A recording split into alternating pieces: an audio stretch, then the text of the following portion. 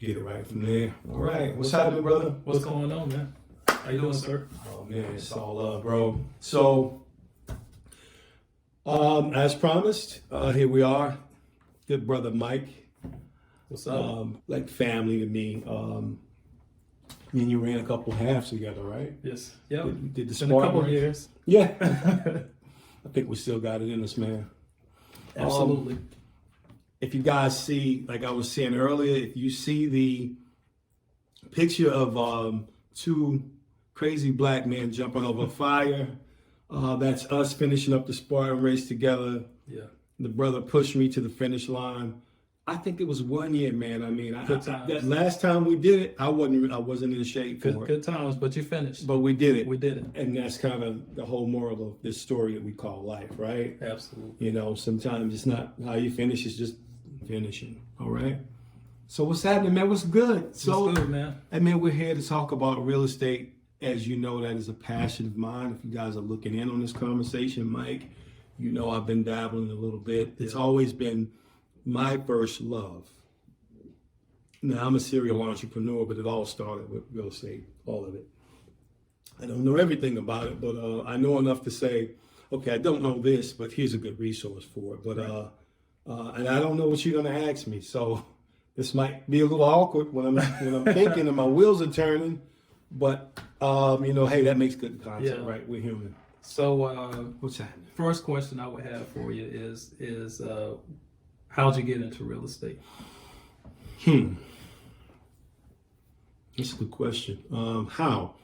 I've always loved real estate, man. And when I was about 16, 17, don't hold this against me, I bought Donald Trump's book, The Art of the Deal. Yeah, I fell in love with it back then. I went to real estate school, Danmore School of Real Estate. It's a school out of Greensboro back in 91. Okay. I thought I wanted to be a sales agent, but that wasn't to be once I found out what that was about. Fast forward after 91, I mean, up to 2003, got back in the game, started doing some buying wholes, some rental properties. Okay.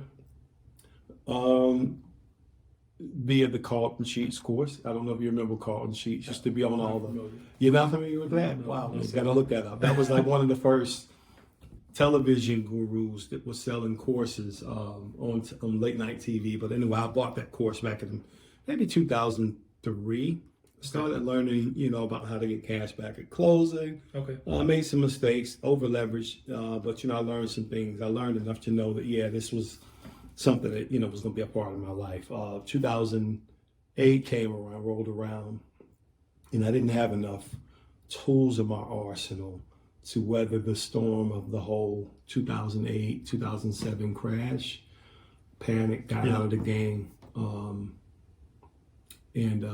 You know, a couple of years ago, decided to, you know, with all the information that's out now, and I'm shortcutting some of this just for time-wise, make the video a little shorter. But with all the information that started kind of coming through the net and the web, I was able to kind of reinvent my understanding and myself, my business model of real estate, and jump back in it. Now, I did own a business, you know about that though, but I owned a business before I got back into real estate, which I successfully sold, and decided that, hey, you know, I like the freedom and the,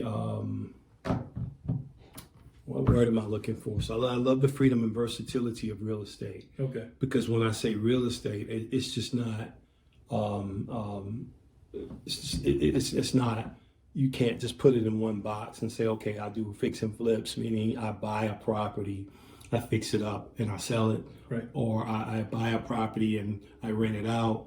It could be multifamily, it could be wholesaling, it could be bird dog, and it could be a number of things. I know this is a long answer about how I got into it, but you know, they're kind of like three get into it. Okay. You know, like as I got out, got in, got out, got back in, and I'm 100% invested now. So yeah, and now, you know, I kind of like through this new information of wholesaling, buying wholes, fix and flip, syndication, multifamily, and I flipped a couple multifamily properties back in 2007, 2008. And a culmination of my experience and the new information that I had available to me as of recent, I got back in it, and I'm in full fledged. Okay. Now, yeah. Hey. Yeah. So another question.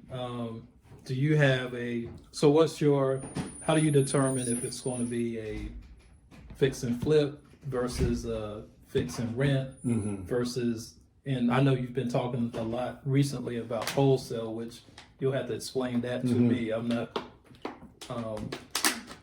don't know much about that strategy. So let me say this too. The reason guys were sitting kind of like this is because we want the sound to be able to pick up. Like I said, I just popped up on the brother, so we're just using the phone and we're trying to sit close to it. So excuse our angles. But to answer your question, wholesaling, let's just talk about wholesaling really quick. Wholesaling for a lot of newbies to real estate is kind of like the lowest barrier to entry as far as getting into this thing that we call real estate. But now, technically, it's not real estate investing, if you will. It's more marketing than anything. So what you're doing is you're utilizing what we call arbitrage. And I know you've been, in the space that you're in, supply chain management, arbitrage. You get something at one price, you sell it at another price. Correct. The difference in real estate is in wholesaling is you're not actually buying the property. You're putting the property under contract. And you are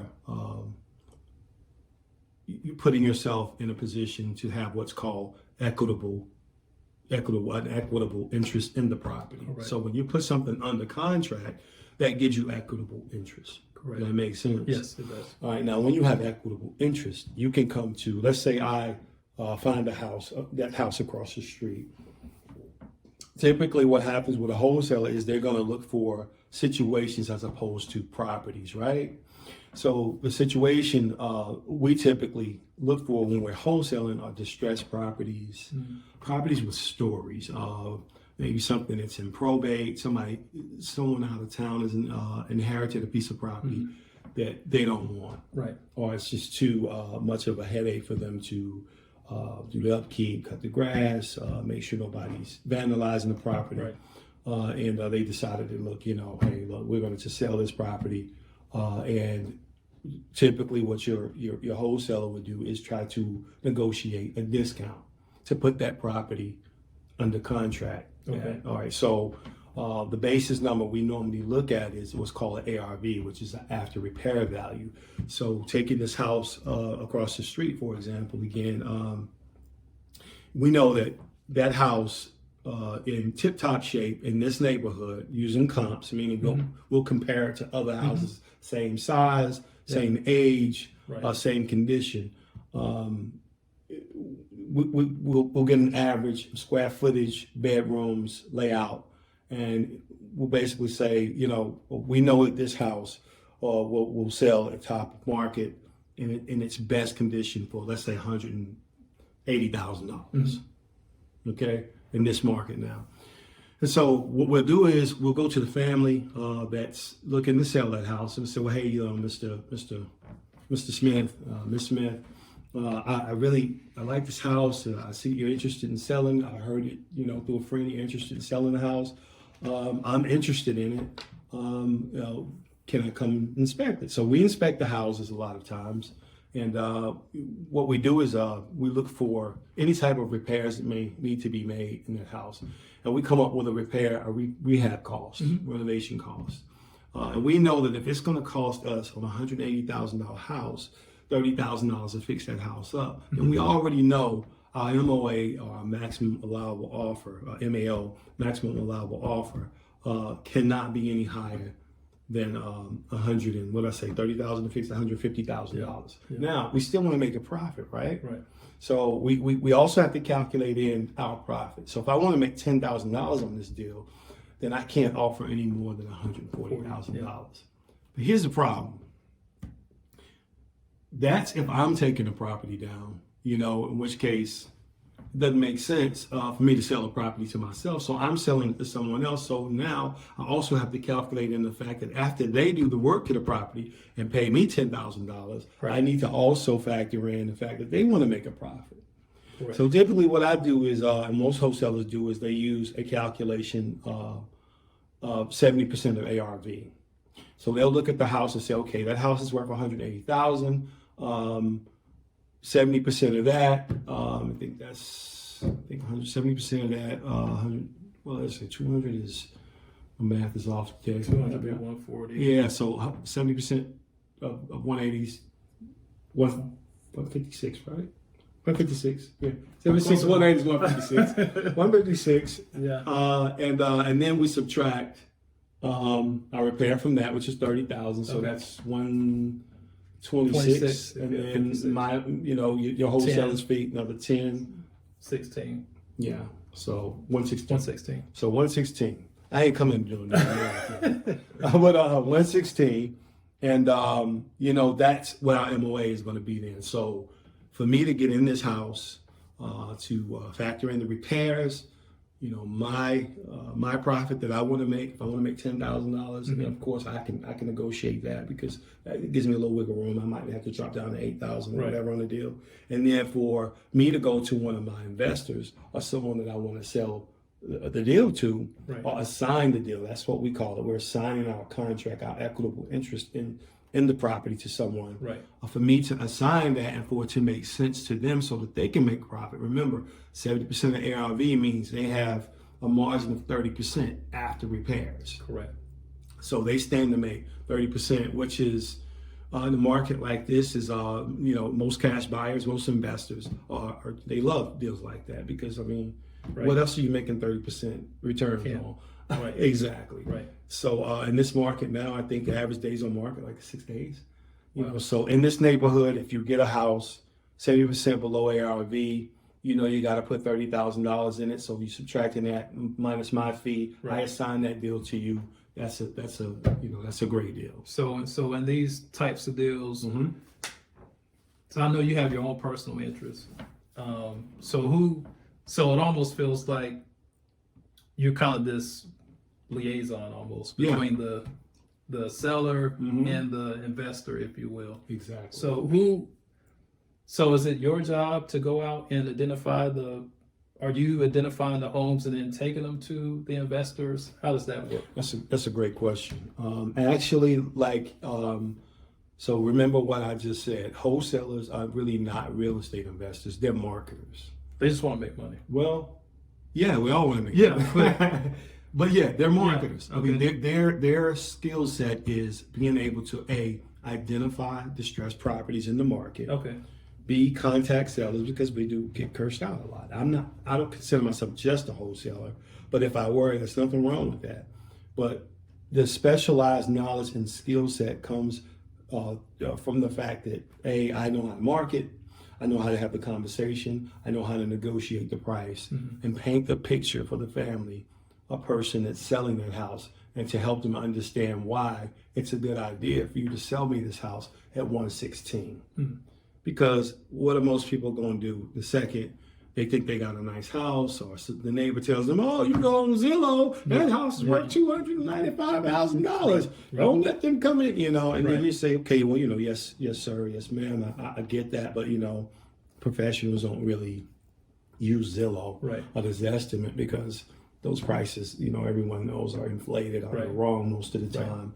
But if you like me to, I can show you the actual numbers that real estate agents would use, or real estate broker, or professional in the field would use, and we'd have that conversation. I believe honesty is the best, is the best foundation, because at least I don't have to sit here and remember what I said, trying to deceive you. It's an educated decision that you make, and I'm going to arm you with the education that with the information that I'm using, so that you're as educated as possible. So that if you don't sell it to me, at the very least you'll walk away feeling like, okay, well, at least this man was honest. So that's kind of what it is. It's marketing for the property. So for me, what I do is I run ads, I build relationships, I network, and like now I'm talking to you, right? And at the end of this conversation, I'm going to tell you, you know, if you know anybody, Right. you know, that's looking to sell a property, or you know, they've inherited some property, or Right. there's some distressed properties that you run across, give me a call. Right. You know, and I'll love to partner up with somebody. I give $1,000 referral fees, and that's kind of how you get your name out there, man. Okay. You know, it's just everyday business.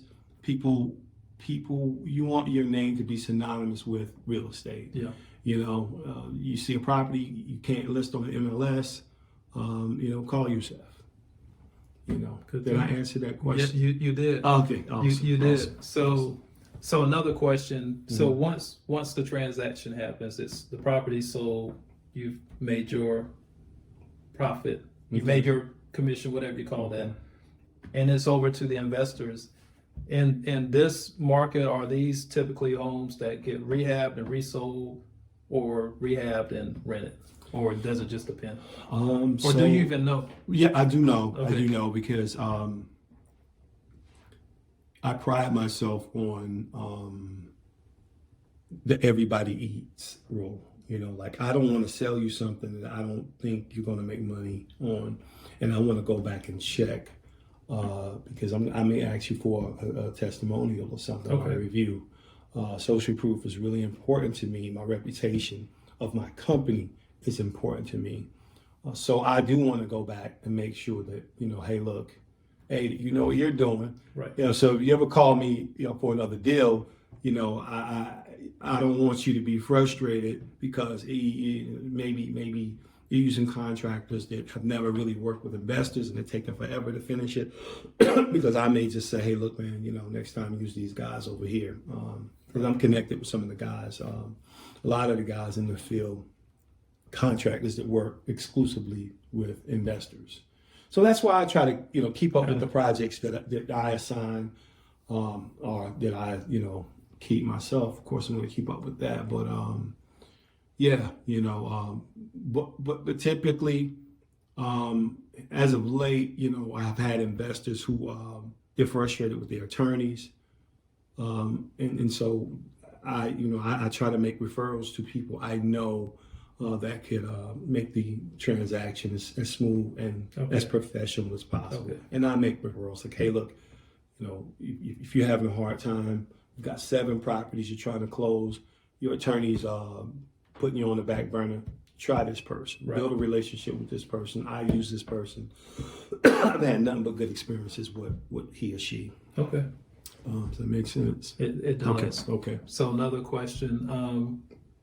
As you kind of look into the 2021 now, and I'm sure people have predictions about what's going to happen in the market, real estate. Well, do you have anything you would like to share about anything you've heard, or you know, in the circles that you run in terms of what the market could look like? Is there a crash? Do we think it's going to be a buyer's market?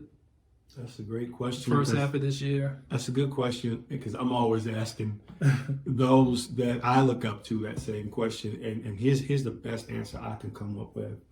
I think the market will be what we make it. Remember when I said, had I known what I know now, I would have stayed in the market of 2008, 2007. Now, that was a lot worse than anything we can probably foresee right now. That's right, yeah. But if I'm saying that now, in hindsight, I don't care what the market does, really. There's going to be opportunity. People are always going to need a place to live. Investors are always going to be looking for good investments.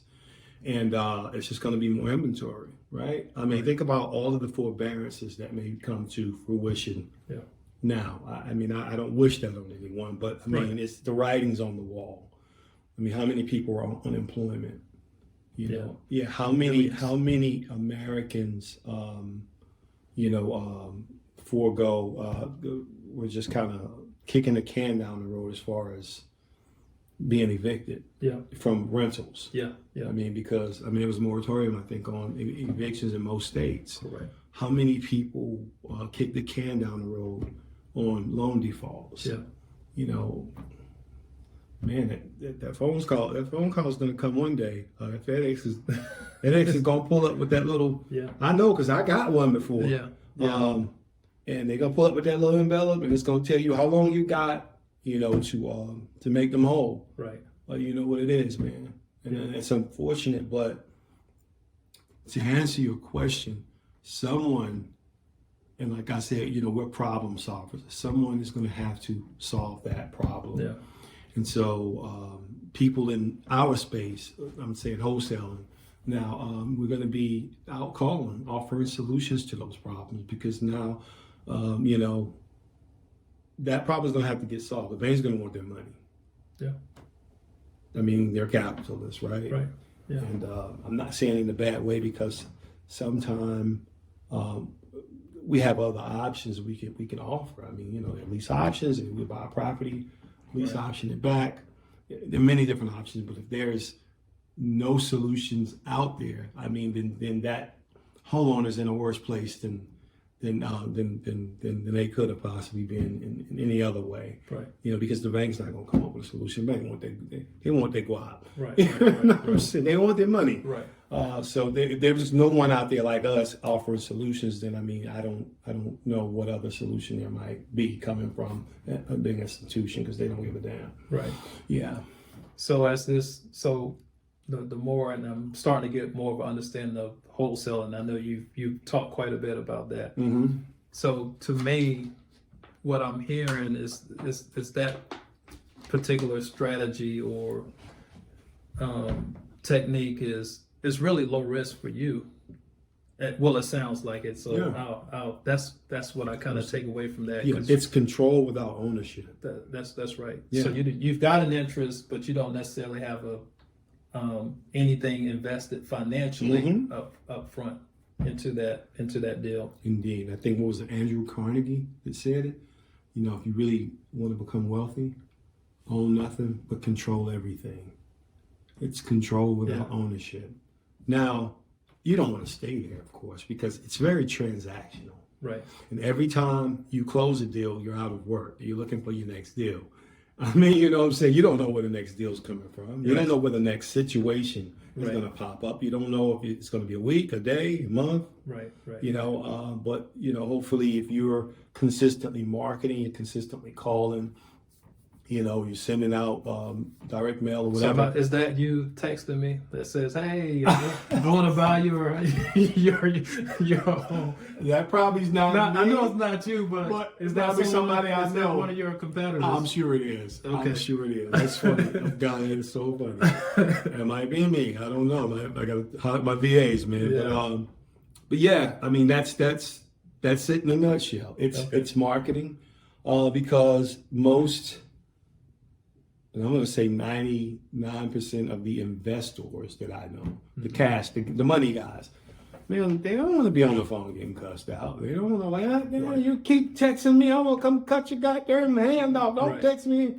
You know, I don't think they have the thick skin for that, nor should they. I mean, you know, if we're the ones that want to be transactional and make the little spread between X and Y, then so be it. We'll do that and give them their deal. They're looking to hold properties and build wealth. Right.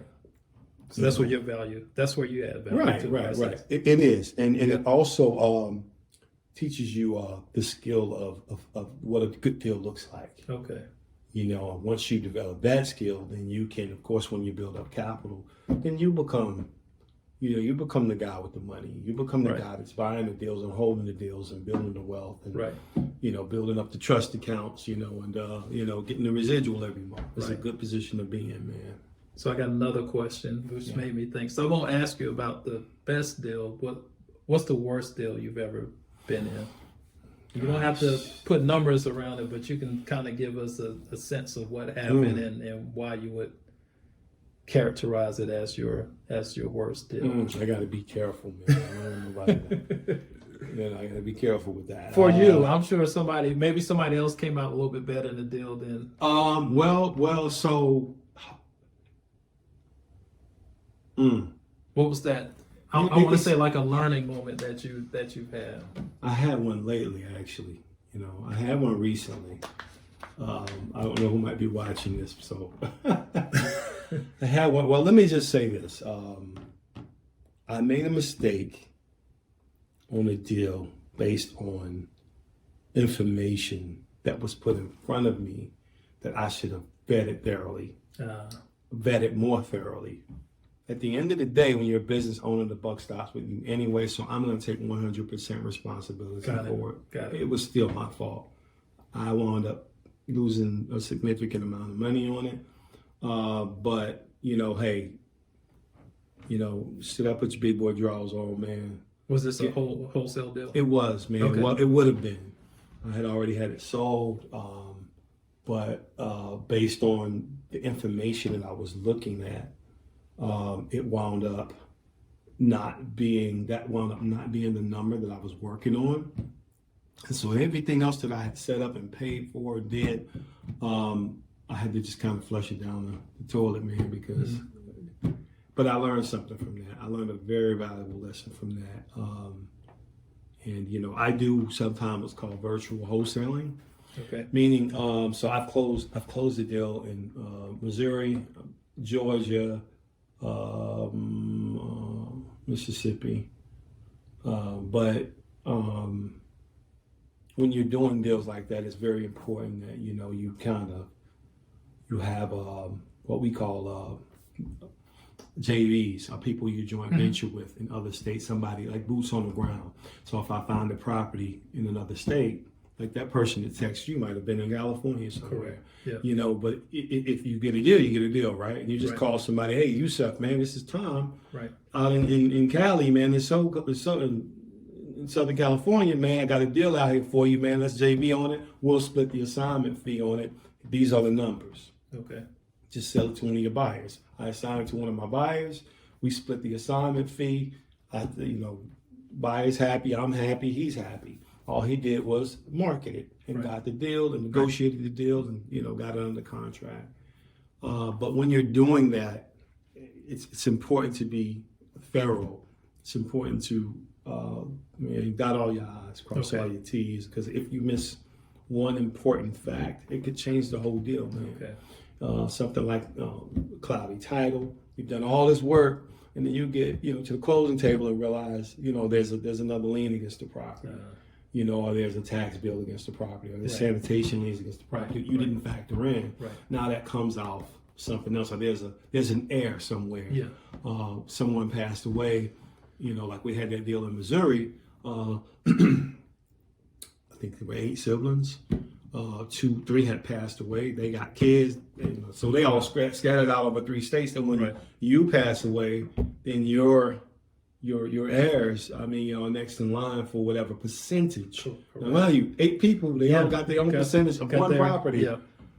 So, we got to make them whole. Yeah, and so if there are 3 of them, then they've got to, they've got to divide an 1/8 of a percent of ownership of this property. So we've got to get in contact with them after we file probate and all that other good stuff. So, that's kind of what happens. And it was a situation similar to that where a detail slipped by me, and I was already $8,000-9,000 in out of my pocket. Oh wow! Just setting everything up. I would have gotten hold of everything that happened, but I learned, man. Well, yeah, man. Sounds like a costly mistake, but one you won't make again. I will not make that mistake again, brother. Yeah, I will not. So are you interested? For me. It all sounds very interesting. Mm-hmm. What type of time commitment? Because to me, it sounds like you've got to be out, obviously networking, identifying properties, trying to find potential deals. What's your time investment? I know this is what you do. I know you're an entrepreneur, but specifically for the wholesaling piece, how much time would you say you commit to it every week? So it's an everyday thing for me, but there are people who, for instance, I know a young lady that lives around here, 5 kids, and I think she only commits a couple hours a day to wholesaling, and she does 6 figures. So, we got to make them whole. Yeah, and so if they're 3 of them, then they've got to divide an 1/8 of a percent of ownership of this property. So we've got to get in contact with them after we file probate and all that other good stuff. So, Wow. Yeah, she does 6 figures now. She's well connected, but I mean, she'll tell you, man. You know, I mean, I'm not afraid to go out driving for a couple hours a day and find some distressed properties and call them. Right. You know, there are some people who only do it on the weekends. I mean, they'll just drive what we call driving for dollars. Okay. They'll just drive, you know, looking at distressed properties or what appears to be empty, or calling people or buying lists, because we do that too. We'll go on a site called List Source, or we use, you know, apps like PropStream, or, you know, several others out there, Lead Sherper. And we'll curate lists. We'll put in a filter of criteria. Like, let's say we're looking for houses in the 27107 area code, zip code, and we're looking for houses with no less than 3 bedrooms, 1.5 bath. Anything up above that is fine. Yeah. But we know that's the more desirable type of houses that we can get under contract and sell or assign. Yeah, to an end buyer. And so we buy that list, and we get it what's called skip traced. That's how they got your phone number. Okay. We skip trace those through services that we utilize, and then we'll get like 4 or 5 numbers, one of which may be good, some some all may be good. Right. And then we do what's called texting campaigns, SMS campaigns. We call. We send direct mail. We do all of these things just to try to get in front of you and ask the question, hey, are you interested in getting a cash offer for your property? Well, you know, hey, I was visiting a friend in your neighborhood and happened to see your house at, you know, 123 Maple Lane, and it looked like it might be empty. Were you considering selling it? If so, I'm interested in giving you a cash offer on the property. Right. Well, some people take the big brand approach. I'm Yusef with Speedy House Offers, and you know, I'm looking to buy a house, 5 houses in your neighborhood. Right. So there are different approaches to how we do it. Right. And to answer your question, no, you don't have to commit 8-10 hours a day to it. Although I do. Yeah. This is how I make my living. But if it's just something you're doing as a side, you know, just to supplement some income, which a lot of people are doing now, they're out of work. It's very possible, man. It's very possible, man, because I mean, just coming down here, man, I mean, I noticed I'm always looking, and I probably passed 3 or 4 opportunities on the way here, coming straight down, you know, that road. And I said, you know, I'm going to go back and kind of put those in my app. I've got all of this software and these apps that I use that a lot of us utilize that are serious about it. But no, man, you know, it can be as little or as much. Okay. That you want to invest, time that you want to invest. Right. Or, you know, you can partner up with somebody like myself. You know, someone, a situation, or you're always passing houses. You can just say, hey, man, you know, my coworker said, man, he's got a second house. I think you had a rental house, didn't you? Yeah. And a second house, man, he's tired of it, man. He's got 3 or 4 houses, man. He thought he wanted to be a landlord. He's ready to sell his house. Give him a call, man. Here's his number. Right. And if I call and I'm able to you know, get the numbers where I need them to be, guess what? Yeah, we just partnered on some deals, man. You know, so it could be a range of things. Okay. Right? Cool. Yeah, man. Good stuff, man. Yeah. So, no, I appreciate you coming through and answering these questions for me. Certainly sounds very interesting. It is, man. It's interesting. Sounds complicated sometimes, but I know. Well, I know you understand it, but for someone from the outside, you know, you start talking about contracts and all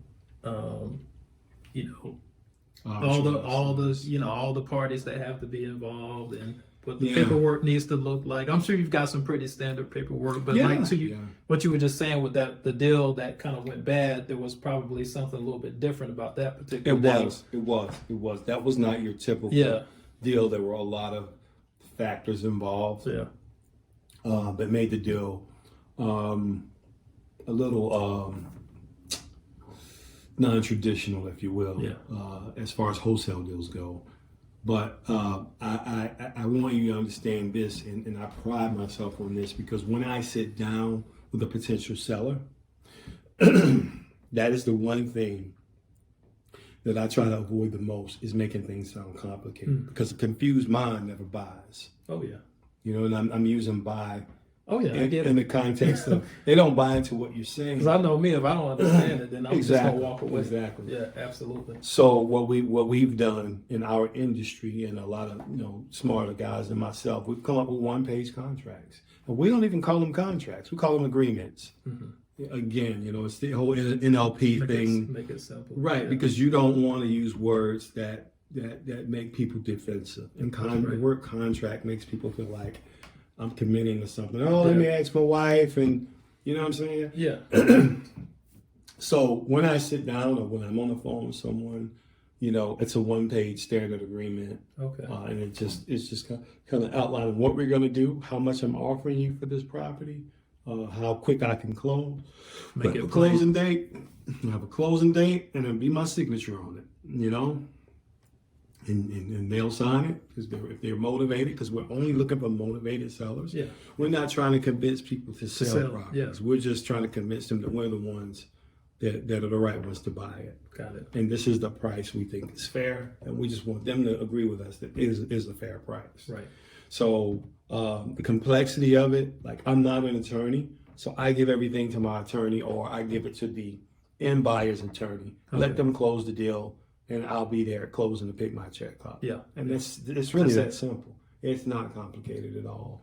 The contract, man, if I could show you one, you'd be like, oh shit, man, this is it. this is simple. Yeah. And it's done that way on purpose, as you can appreciate. Yeah. You want things in plain language where people can down, understand and feel comfortable. Yeah, you sit down with an 80-year-old grandmother or grandfather, and you put a goddamn book in front of them. Yeah. He's gonna be like, "Whoa, I don't think so, sir. What is all this gobbledygook?" Right, exactly. I'm putting one page, and I'm gonna go through that contract or that agreement, and I'm gonna be as honest as I possibly can, and just say, "Hey, this says that says that.